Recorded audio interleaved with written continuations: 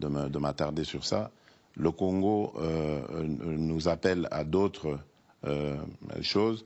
Les Congolais veulent des réponses à leurs questions sur la pauvreté, parce qu'ils savent qu'ils ont un pays riche. C'est pas normal qu'ils vivent pauvres. Ils nous appellent ils nous posent des questions sur l'éducation, la santé, sur le travail. Donc, on n'a pas de temps à perdre à des règlements de compte. Mais vous ne ressentez pas un besoin de justice de la part de la population sur ces questions de corruption? Non, sincèrement, je n'ai pas senti, par rapport aux priorités, sûrement il y a sûrement des besoins de justice, mais ce n'est pas ça la priorité. Aujourd'hui, les Congolais veulent la paix, d'abord, la paix et la sécurité. Et ça, c'était mon engagement, parce qu'en faisant campagne, j'ai été à l'Est et j'ai vu comment mes compatriotes souffrent. Et c'est même pas de la souffrance, c'est au-delà de la souffrance ce qu'ils vivent là-bas. Et c'est depuis lors un de mes objectifs premiers, c'est-à-dire leur redonner la paix, la sérénité, le calme.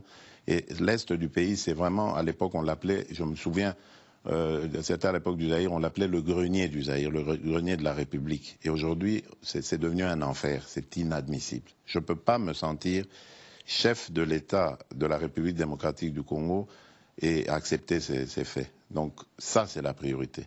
Les Congolais souffrent aujourd'hui, alors que, comme je vous l'ai dit, vous l'avez dit vous-même, d'ailleurs, c'est un contraste, c'est pas normal. Un paradoxe. Dans un pays, un paradoxe, dans un pays aussi riche que la population soit parmi les plus pauvres du monde. Donc c'est ce paradoxe qu'on essaye d'élaguer, d'éradiquer pour qu'ils accèdent à une meilleure situation. Et c'est ça que je veux au-delà de tout.